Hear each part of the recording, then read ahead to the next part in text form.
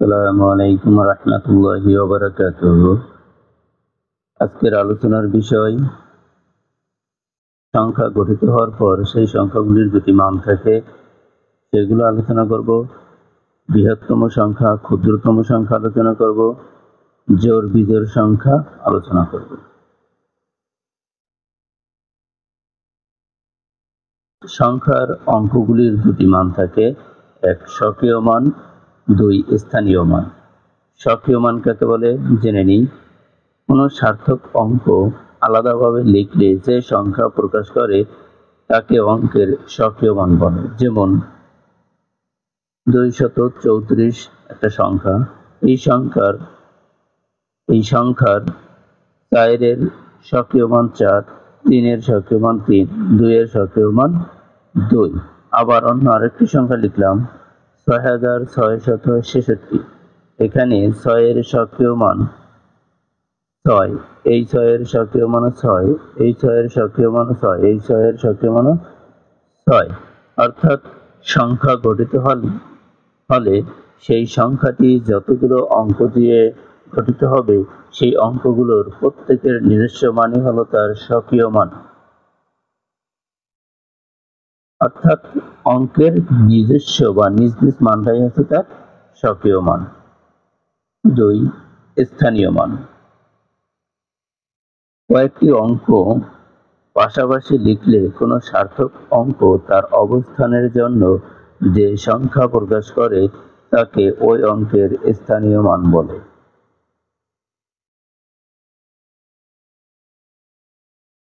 গণনা রীতিতে দেশীয় রীতিতে গণনা পদ্ধতি 8টি। সেগুলো হলো একক, দশক, শতক, হাজার, অযুত, লক্ষ, নিযুত, কোটি।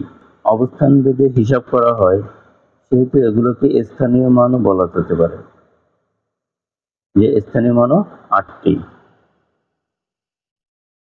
356 সংখ্যাটিতে 6-এর স্থানীয় মান 6 একক, মানে 6টি একক। 6টি এক গুণ করলে যা হবে তাই হবে 6-এর স্থানীয় মান। 5 দশক, মানে 5টি 10 গুণ করলে যে মান পাওয়া যাবে সেটা হবে 5-এর স্থানীয় মান। 3-এর স্থানীয় মান হবে 3 শতক, মানে 3টি শতক গুণ করলে 3 শতক আসবে।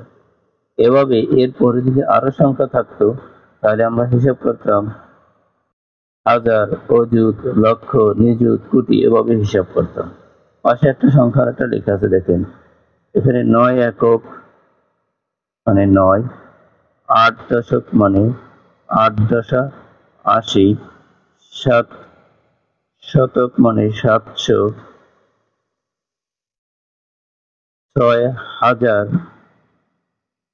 এই যে 6000 মানে 6000 মানে 6টি হাজার গুণ করলে যা হবে। তারপর হচ্ছে 5 অযুত, আর 1 অযুত সমান 10,000, এটা মনে রাখতে হবে। তাহলে 5 অযুত 5 গুণ 10,000 গুণ করলে যেটা হয় 5টি 10,000, তাহলে 5 দশা 50,000। এই হচ্ছে 5 অযুত। এরকম 4-এর বেলায় কত লক্ষ, 4 লক্ষ, তাহলে 4 লক্ষ মানে 4 দিয়ে 4 ইন্টু 1 লক্ষ, তাহলে 1 লক্ষ গুণ করলে যা হবে সেটা হবে 4 লক্ষ। তাইলে এভাবে 3 হলো নিযুত, তাহলে নিযুত হলে 3 দিয়ে যদি 1 নিযুত সমান 10 লক্ষ, এই 10-এ 3 দিয়ে গুণ করলে আসে তাহলে 3 দশা 30 লক্ষ। ঠিক একইভাবে নিযুতের পরে কত কোটি, তাহলে 1 কোটি। প্রথম অবস্থানে 9 থাকলে সেটা 9 একক, দ্বিতীয় অবস্থানে 8 ছিল তাহলে 8 দশা 80 হয়ে গেল, তৃতীয় অবস্থানে 7 ছিল তাহলে 700 হয়ে গেল। এভাবে অবস্থান ভেদে সংখ্যার পরিবর্তনটাই হচ্ছে কি স্থানীয় মান। এবার আমরা জানব বৃহত্তম সংখ্যা কি।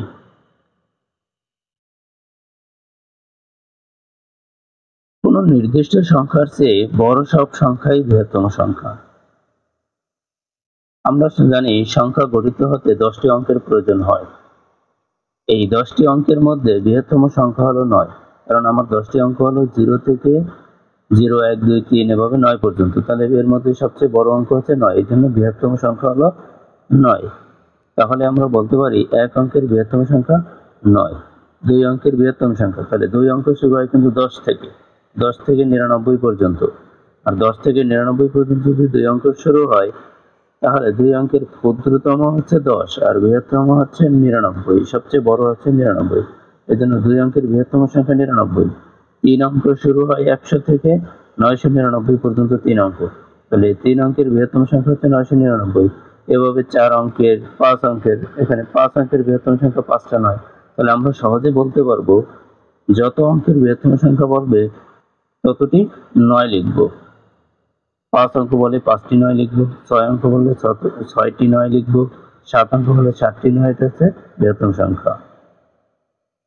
এবার যাই ক্ষুদ্রতম সংখ্যা। কোন নির্দিষ্ট সংখ্যার চেয়ে বড় সংখ্যাই ক্ষুদ্রতম সংখ্যা। 10টি অঙ্কের মধ্যে 0 হলো সবচেয়ে ক্ষুদ্রতম পূর্ণ সংখ্যা 0। যেহেতু শূন্যের মান নাই, তাই আমরা 1 হলো ক্ষুদ্রতম 1 অঙ্কের প্রাকৃতিক সংখ্যা আমরা হিসাব করি যে 1 হলো ক্ষুদ্রতম 1 অঙ্কের প্রাকৃতিক সংখ্যা। শূন্যের যেহেতু ভ্যালু নাই, তাহলে 1 আমার ক্ষুদ্রতম সংখ্যা, প্রাকৃতিক সংখ্যা ধরি। 2 অঙ্কের ক্ষুদ্রতম সংখ্যা, 2 অঙ্ক শুরু হয় 10 থেকে 99 পর্যন্ত। এই 10 থেকে 99 পর্যন্ত যে সংখ্যা আছে সেই সংখ্যাগুলোর মধ্যে সবচেয়ে ক্ষুদ্রতম হচ্ছে 10। এই 10 হলো আমার ক্ষুদ্রতম সংখ্যা। ঠিক 3 অঙ্কের ক্ষুদ্রতম সংখ্যা শুরু হয় 100 থেকে 999 পর্যন্ত, তাহলে ক্ষুদ্রতম সংখ্যা হচ্ছে 100। এর থেকে আমরা বুঝতে পারলাম যে 2 অঙ্ক বললে 1 দিয়ে সামনে একটা শূন্য দিলেই 2 অঙ্কের ক্ষুদ্রতম সংখ্যা গঠিত হবে। 3 অঙ্কের বললে 1 দিয়ে 2টা শূন্য দিলে 3 অঙ্কের ক্ষুদ্রতম সংখ্যা গঠিত হবে। 5 বললে 1 দিয়ে 4টি শূন্য দিলেই আমার 4 অঙ্কের ক্ষুদ্রতম সংখ্যা হবে। এভাবে 5 6 7 যত অঙ্কের ক্ষুদ্রতম সংখ্যা বলুক না আমরা বের করতে পারবো। এখান থেকে প্রশ্ন আসে 5 অঙ্কের বৃহত্তম সংখ্যার পরবর্তী সংখ্যাটি কত, বা 1 যোগ করলে কত হবে, 1 বিয়োগ করলে কত হবে, 5 অঙ্কের বৃহত্তম সংখ্যা ও 6 অঙ্কের ক্ষুদ্রতম সংখ্যার পার্থক্য কত, এভাবে প্রশ্ন আসে। এখন আলোচনা করব জোড় বিজোড় সংখ্যা, ইভেন এন্ড অড নাম্বার। যুগ্ম বা জোড় সংখ্যা কাকে বলে সেটা জেনে নিই। যে সকল সংখ্যা 2 দ্বারা নিঃশেষে বিভাজ্য তাদের জোড় বা যুগ্ম সংখ্যা বলে। জোড় সংখ্যার একক স্থানীয় অঙ্ক সর্বদাই 0 2 4 6 অথবা 8 হবে। জোড় সংখ্যা হইতে হলেই একক স্থানীয় অঙ্ক এই কয়টা অঙ্কই হবে, যেমন 4 8 10 12 364 4586 1,57,100, এগুলো সব জোড় সংখ্যা। এই যে একক স্থানীয় অঙ্ক 0, একক স্থানীয় অঙ্ক 6, একক স্থানীয় অঙ্ক 4 2 0 8, এগুলো সব হচ্ছে জোড় সংখ্যা। পূর্ণ সংখ্যা যদি n হয়, যে কোনো পূর্ণ সংখ্যা যদি n হয়, তাহলে এই পূর্ণ সংখ্যা n হলে আমরা জোড় সংখ্যা বলবো ওই পূর্ণ সংখ্যাকে 2 দ্বারা গুণ করলে সব সংখ্যাই জোড় সংখ্যা হয়ে যাবে। অর্থাৎ জোড় সংখ্যার প্রতীক বা চিহ্ন হচ্ছে টুয়াইস n। n যদি পূর্ণ সংখ্যা হয়, এরকম আমার 0 আছে, সেও পূর্ণ সংখ্যা, 0 হতে পারে, মাইনাস হতে পারে, যাই হোক আমি এখানে ধনাত্মক পূর্ণ সংখ্যা নিলাম। যদি n ধনাত্মক পূর্ণ সংখ্যা হয়, তাহলে টুয়াইস n হবে, এটা 2 দ্বারা গুণ হয়ে যাবে। n যদি এটা হয়, তাহলে টুয়াইস n হবে 2, 2 গুণে 4, 3 গুণে 6, 4 গুণে 8, এভাবে অসংখ্য পর্যন্ত। এগুলো সব আমার জোড় সংখ্যা। তাহলে জোড় সংখ্যার প্রতীক হচ্ছে টুয়াইস n, যেখানে n কি পূর্ণ সংখ্যা।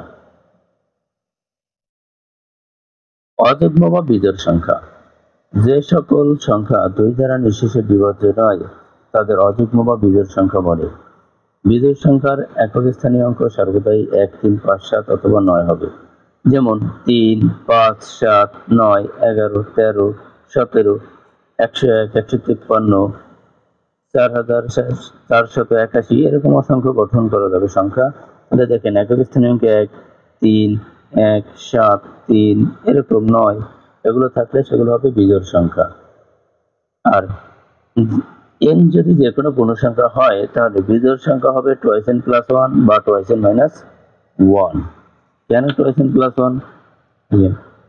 টুয়াইস n প্লাস 1 যদি আমরা ধরি তখন n এর মান আর পূর্ণ সংখ্যা যে কোনো পূর্ণ সংখ্যা 1 2 3 যদি হিসাব n যদি যে কোনো পূর্ণ সংখ্যা হয় তাহলে এখানে n এর মান বসাই দেখি কত আসে। 1 বসাইলে আসে 2 × 1 প্লাস 1 মানে 2 × 2 এর 3 আসে।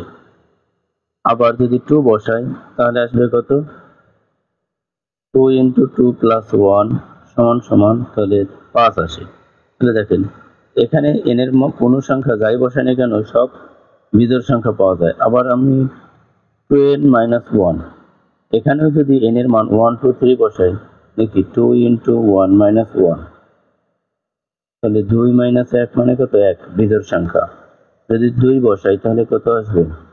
2 × 2 মাইনাস 1 তাহলে 4 মাইনাস 1 সমান সমান কত? 3 আসে। তাহলে 1 3 বিজোড় সংখ্যা। তাহলে বিজোড় সংখ্যা হচ্ছে টুয়াইস n প্লাস 1 বা টুয়াইস n মাইনাস 1 দ্বারা প্রকাশ করা যেতে পারে। এবার আমরা এই বিজোড় মনে রাখবো। ওড শব্দটিতে 3টি বর্ণ আছে, তাই ওড শব্দ দ্বারা বিজোড় সংখ্যা বোঝাবে। ইভেন শব্দটিতে 4টি বর্ণ আছে, তাই ইভেন শব্দ দ্বারা জোড় সংখ্যা বোঝাবে। এবার কিছু গাণিতিক এক্সপ্রেশন বা অপারেশন আমরা দেখে নিই যে জোড় সংখ্যার সাথে জোড় সংখ্যা যোগ করলে জোড় সংখ্যাই পাওয়া যাবে। 2 + 2 4, 100 + 2 102। জোড় সংখ্যার সাথে বিজোড় সংখ্যা যোগ দিলে সবসময় বিজোড় সংখ্যা পাওয়া যাবে। 2 + 1 3, 5 + 50 + 3 53, 100 + 3 103 ইত্যাদি। বিজোড় সংখ্যার সাথে বিজোড় সংখ্যা যোগ দিলে সবসময় জোড় সংখ্যা হয়। 3 + 5 8, 1 + 3 4, 1 + 5 6, 13 + 3 16 ইত্যাদি। জোড় সংখ্যার সাথে জোড় সংখ্যা গুণ করলে সর্বদা জোড় সংখ্যাই পাওয়া যাবে। 6 × 4 4 × 24, 2 × 4 4 × 8, 2 × 2 4, 2 × 6 12 এরকম। জোড় সংখ্যার সাথে জোড় সংখ্যা গুণ করলে জোড় সংখ্যাই পাওয়া যায়। বিজোড় সংখ্যার সাথে বিজোড় সংখ্যা গুণ করলে বিজোড় সংখ্যাই পাওয়া যায়। 3 × 5 3 × 5 15, 3 × 7 3 × 7 21। জোড় সংখ্যাকে যদি বিজোড় সংখ্যা দ্বারা ভাগ দিই তাহলে সেটা একটা ভগ্নাংশ পাওয়া যায়। কি পাওয়া যাবে? ভগ্নাংশ। জোড় সংখ্যাকে বিজোড় সংখ্যা ভাগ দিলে এই জোড় সংখ্যাকে 3 বিজোড় সংখ্যা দ্বারা ভাগ দিচ্ছি তাহলে এটা একটা ভগ্নাংশ, অর্থাৎ এটা বিভাজ্য না। 6/5 এটা একটা কি? 8/5 এগুলো হচ্ছে জোড় সংখ্যাকে বিজোড় সংখ্যা দ্বারা ভাগ দিলেও ভগ্নাংশ আসবে, আবার বিজোড় সংখ্যাকে জোড় সংখ্যা দ্বারা ভাগ দিলেও একটা ভগ্নাংশ পাওয়া যাবে। এই যেরকম 3/4 7/8 এগুলো হচ্ছে বিজোড় সংখ্যাকে জোড় সংখ্যা দ্বারা ভাগ, যা ভগ্নাংশ তৈরি হয়েছে। এবার বিজোড় সংখ্যার পাওয়ার বা ঘাত যদি বিজোড় সংখ্যাই আসে তাহলে সেই সংখ্যাটা বিজোড় সংখ্যা হবে। 3 এর পর 3 27, 5 এর পর 3 125, 3 এর পর 4 কত 81 এরকম। 3 এর পর স্কয়ার মানে 9, সেটাও কি বিজোড়, মানে বিজোড় থাকলে বিজোড় হয়ে যায়। আবার বিজোড় সংখ্যার পাওয়ার যদি জোড় হয় তাও বিজোড় সংখ্যা হয়ে যাবে। অর্থাৎ বিজোড় সংখ্যার পাওয়ার জোড় বিজোড় যাই থাকুক না কেন সবসময় বিজোড় সংখ্যাই পাবো আমরা। 5 স্কয়ার 25, 7 স্কয়ার 49 এসব বিজোড় সংখ্যা। জোড় সংখ্যার পাওয়ার যদি জোড় সংখ্যাই থাকে তাহলে সবসময় জোড় সংখ্যা হয়। জোড় সংখ্যার পাওয়ার বিজোড় সংখ্যা হলেও সবসময় জোড় সংখ্যা হয়।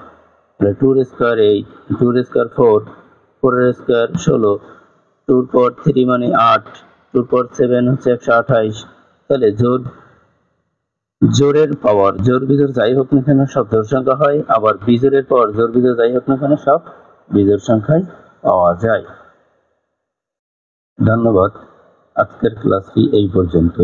যদি আমার ক্লাসটি আপনাদের ভালো লেগে থাকে তাহলে অবশ্যই লাইক কমেন্ট শেয়ার করবেন এবং আমার চ্যানেলটি সাবস্ক্রাইব করে পাশে থাকা বেল আইকনে ক্লিক করবেন। আল্লাহ হাফেজ।